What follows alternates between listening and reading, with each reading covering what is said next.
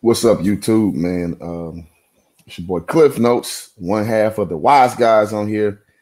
And Sammy, is doing Sammy right now. So I figured I'd hop on here and attack this subject matter about the cop shooting. Well, not the cop shooting, I'm sorry, the cop pepper spraying the Army lieutenant. And I want to start off, giving the respect to DMX.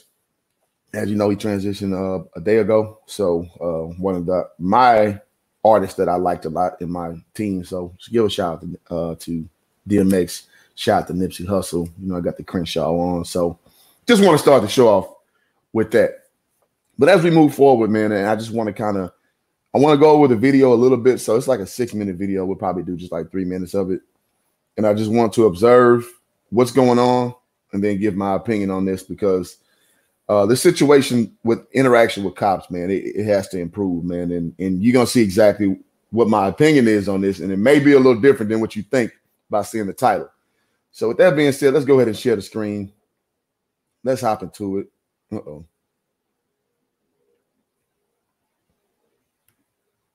I need like a team to do this shit, man. I'm so elementary with this kind of thing. All right, let's do the share screen. Boom. Application.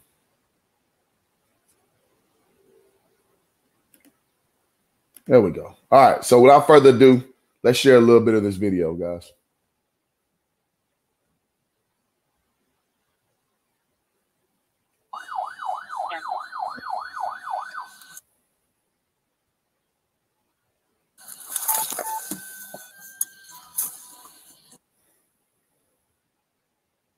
Come on, internet, get it done.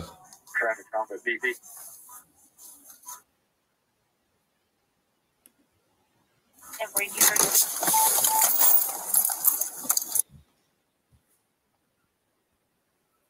No, let's skip ahead a little bit. There we go. Going back.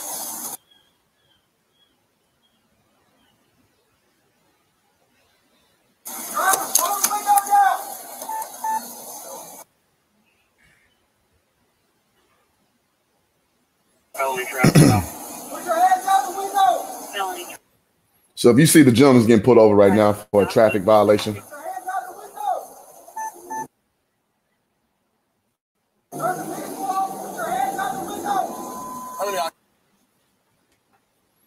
Oh, goodness. So I'm sorry these interruptions are occurring. All units 213 803 felony stop. 18 Winter, 20 Winter.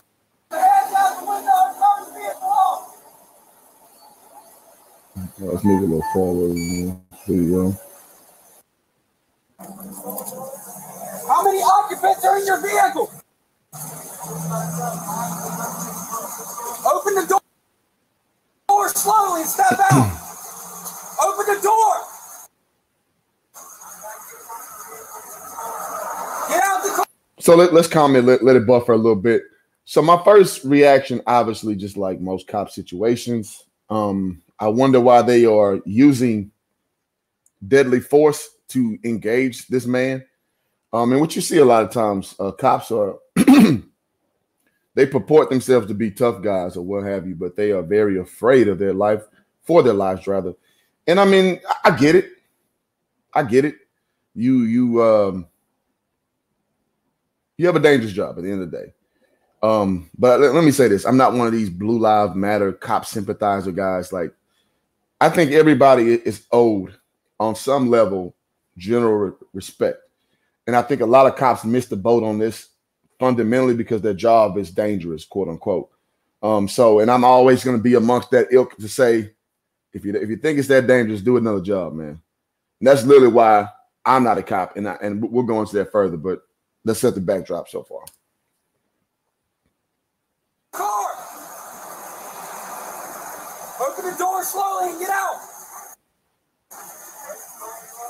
Get out of the car now! Open the door and get out the car.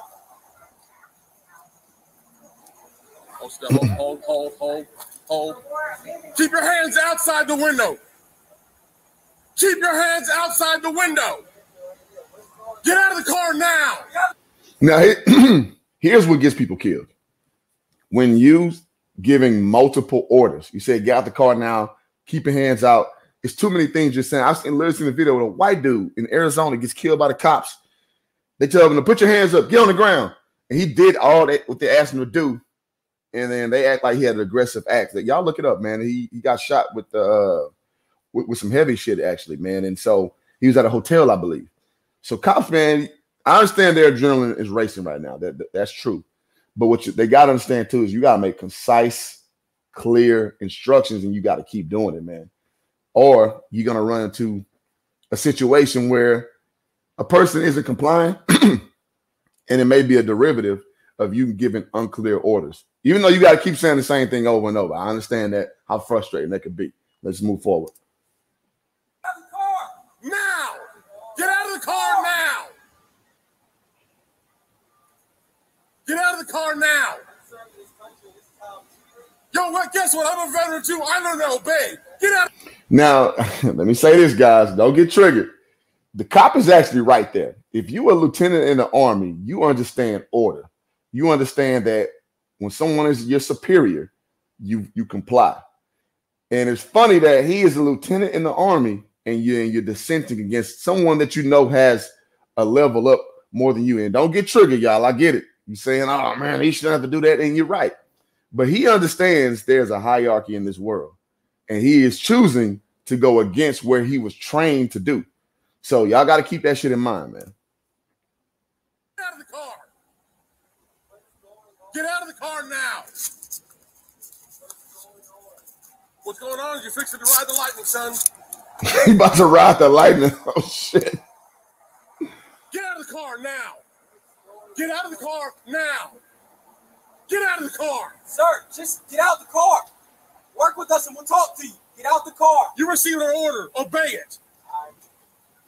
I'm honestly afraid to get out. Can I? Yeah, you should be. Get out. Get out.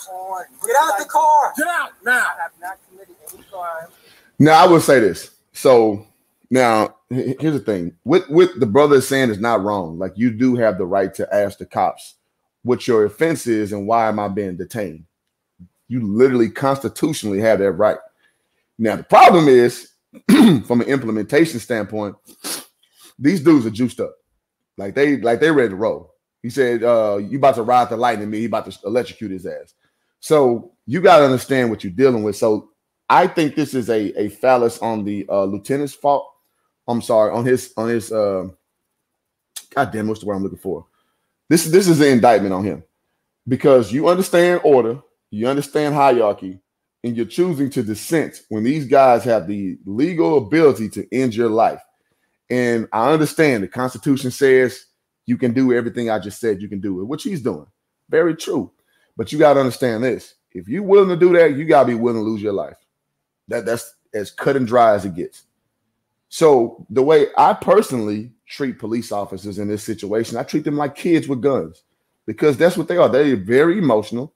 That you can incite them very quickly. I've been pulled over so many times in my life by police officers, and it's been a mixed bag to say the absolute least. And I've noticed the older I got, the less confrontational it's been with cops. When I was younger, I literally been threatened to be killed before by a police officer in Jersey Village, which is a suburb of Houston.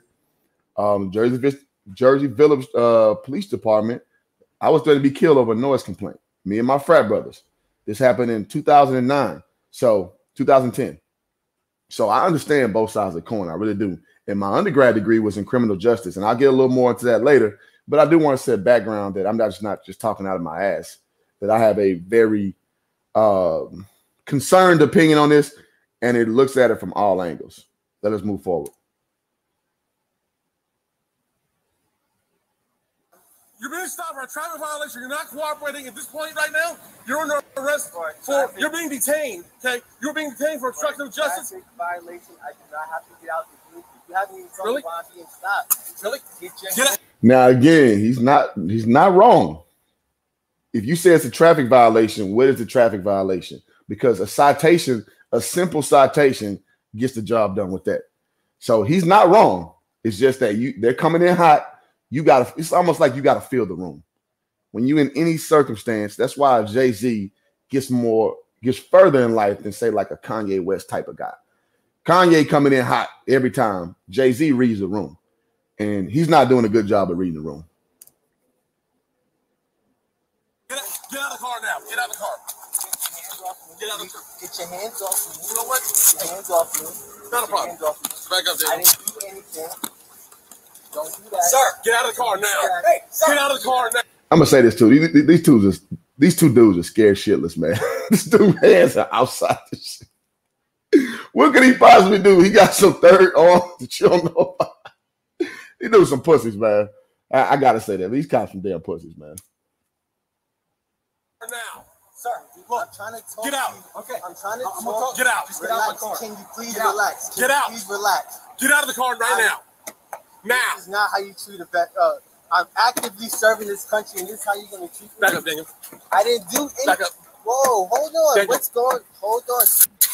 Now I'm gonna say this: if I was a cop, I wouldn't give a shit about that. You know, one thing I hate, and no offense to people who serve, if you choose to do that for your life, no problem. I hate when people throw that out there like I owe you something because you choose to serve in the military. You know what I mean? And I don't care if you know, Stonewall Wallace, you just got all this battle-tested Eisenhower resume. You chose to do that. So when you come back into normal society, I don't owe you a damn thing. I don't owe you anything. So people come, I told you I'm a salesman. Some people come to my job and they throw that around like I'm supposed to kiss their ass. And the reality is I don't owe you shit. You chose to do a job. You got compensated for it. That's it. I used to be a teacher. I didn't go around like, well, I'm teaching America's youth, and you should give me an extra discount because no, that's your job. You chose to do that. No problem. I was compensated for being a teacher. You were compensated for serving in the Army. You don't throw that around like you get some special treatment. Let us move forward. Oh, cops too. When cops come in and try and throw that shit around that they're a cop, I don't give a shit.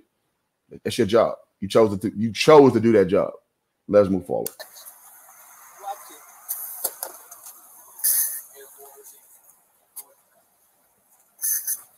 Get out of the car. Get out of the car now. Get out of the car now. Sir, just get out of the car. I'm trying to breathe. I'm sorry, I can't let this slide, man. What he's doing is he's stalling. He's stalling because maybe in his mind, he's trying to figure out what he wants to do next to try to uphold that this is an unlawful detainment. And all that's well and good, but what you're doing the way that the law sees this is you ignore orders from a law enforcement or officer rather over and over and over and over and over. That's the way they decipher this. And they're asking you to do shit and you're not doing it. So I know he sued this department. I wonder where that'll go because in my opinion, the cops just practice bad form all the way through. However, in the eyes of the law, I'm just guessing that they can wiggle out of this, but let us move forward. Get out of the car now. Yeah, get out of the car and get on the ground now. You're gonna get it again. I don't even want to reach my seatbelt. Take your seatbelt off and get out of the car.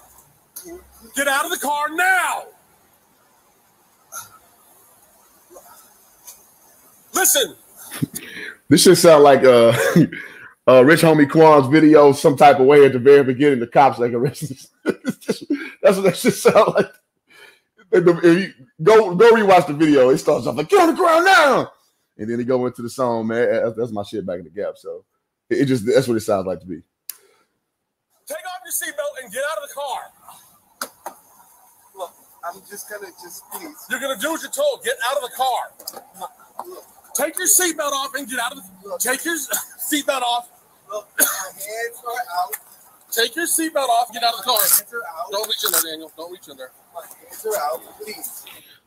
This dude, eyes are closed, hands up, and you scared to go to tank. Get the fuck out of here, man. These dudes some pussies, man. These dudes some pussies. All right, Krista G says you get no award for that trophy. Absolutely. See, and he also said, well, people don't realize that when you're not wanting to pull over in a poorly lit area, you have to call 911 and let them know that's what you're doing. Yeah. Because again, man, you're not dealing with the sharpest minds of the world. And I'm going to get into that at the end about what I overall think about cops and why I treat them the way I do, which is like kids with a badge and a gun. And I'm going to get to that. But yeah, great point, Christian.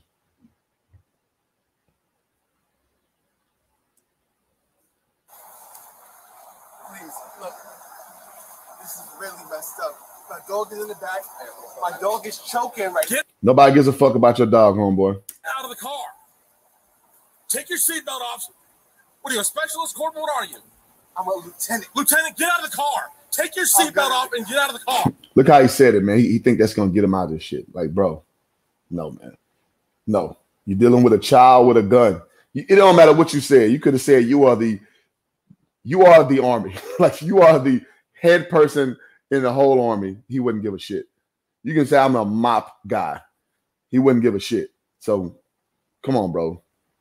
Come on, man. You need to get into the real world. Stop trying to use clout over your job, trying to get yourself out the situation that you played in party to. Not saying it's all your fault, but you played in party to this situation that's going on, man.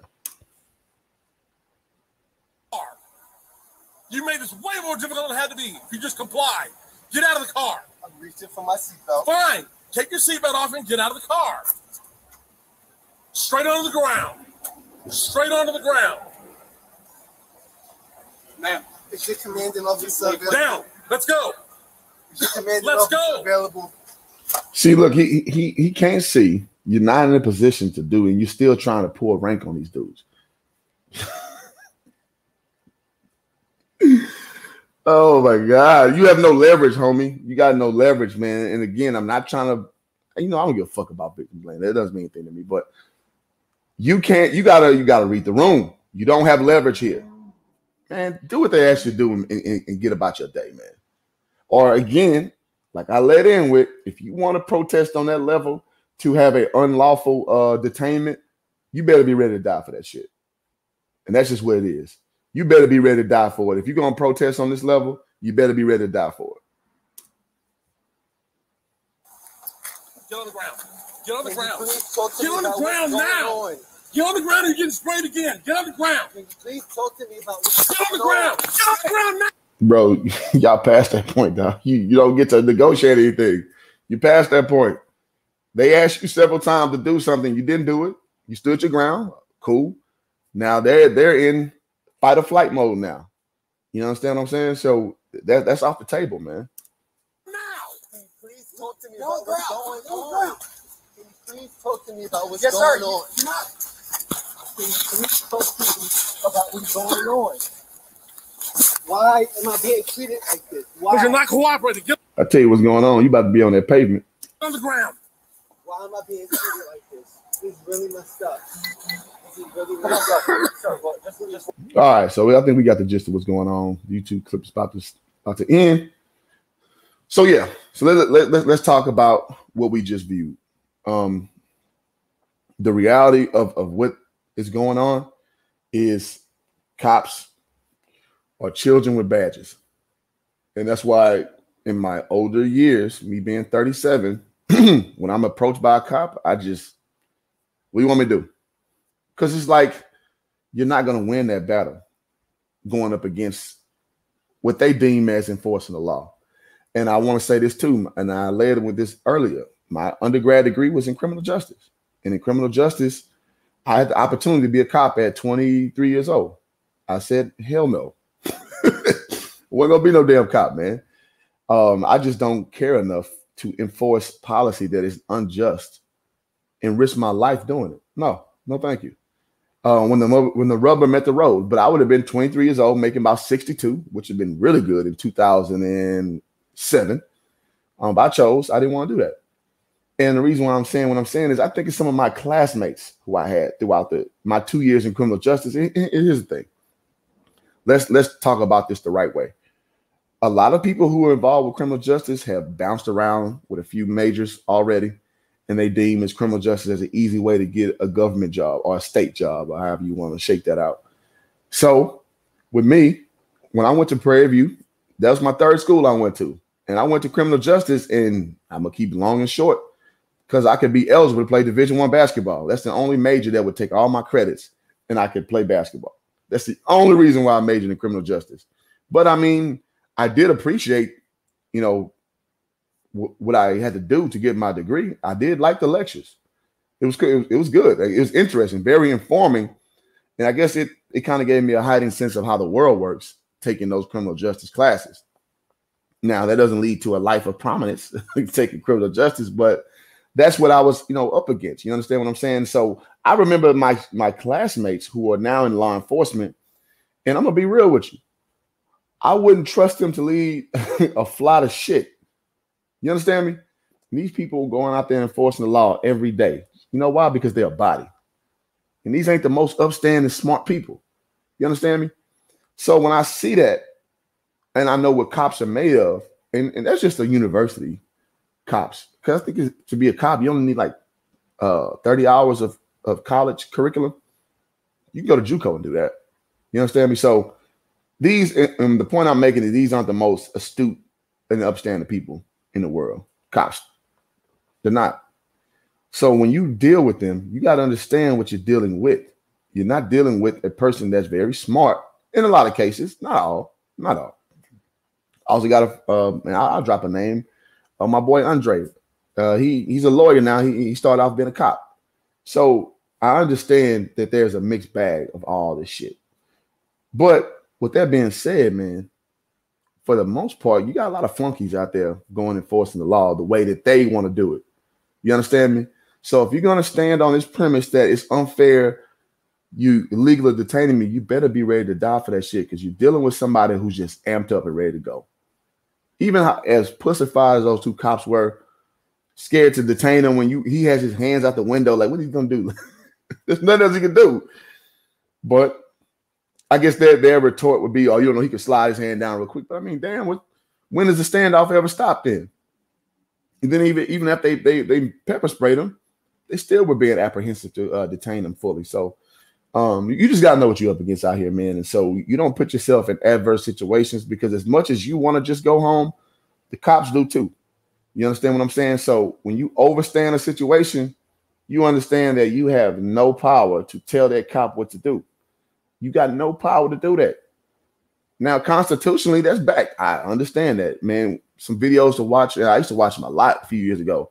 They're called First Amendment audits, and these guys go to these places and like film in public, because you can do that. The Constitution allows you to film in public.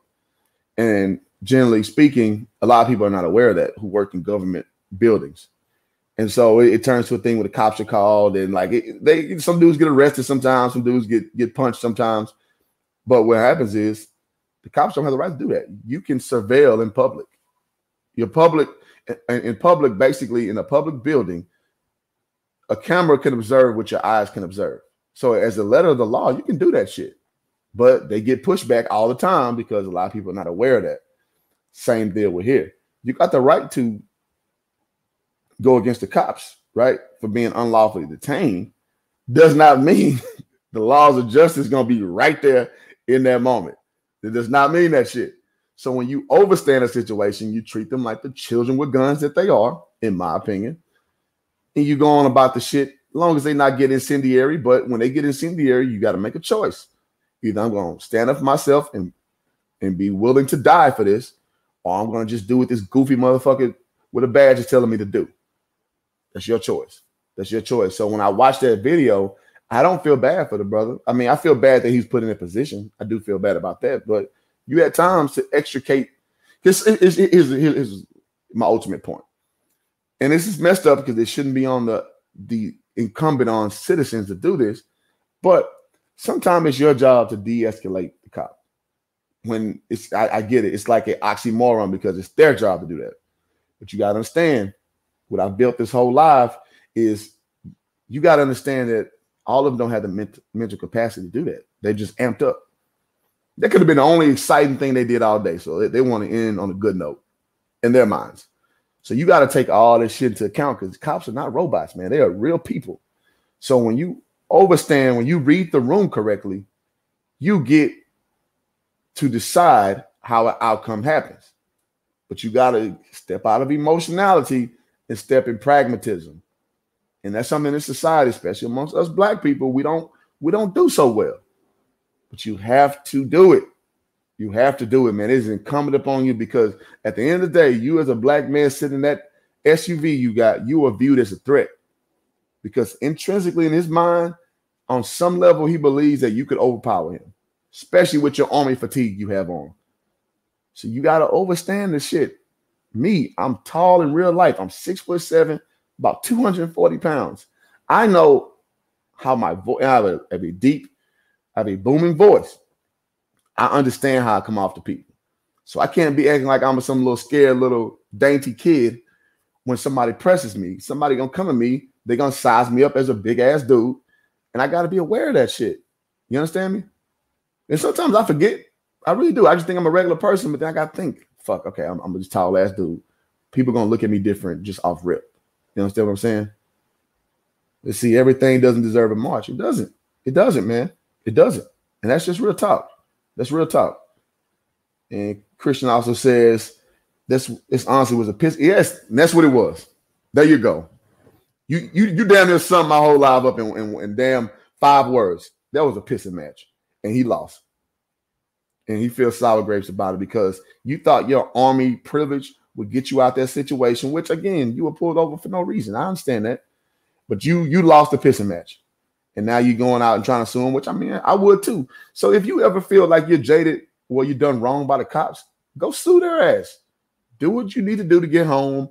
Go file a formal complaint and go sue their ass. That's how you get your get back. You're not gonna win in that moment. You don't have the law on your side to win in the moment. What you can do is perhaps in the long run win, or you can die and your family will sue. It's up to you, man. It's up to you. So that's all I got on this one, man. So I want to do things like this because at the end of the day, I think in our community, we're so big on talking about what's unfair and how it should be. And I think that's why as a collective, we're so far behind. We got to start being proactive with our thoughts and our emotions and our movements. And in a situation like this, you would think a lieutenant of the army would be more forward thinking in this situation, but he wasn't. And that's how things ended, how it ended. And brothers, sisters, whoever checking this out, we got to start getting ahead of shit, man. We got to start getting ahead of shit. We can't always be behind the 8 ball. We always can't be victims of circumstance. We got to start dictating our own actions with forward thinking. And that's all I got, man. Till next time, I'm outie. Appreciate y'all for tuning in as always. And man, like, comment, subscribe. Let's build both these channels, Cliff Notes and the Wise Guys, all the way up to the top. I'm out. Peace.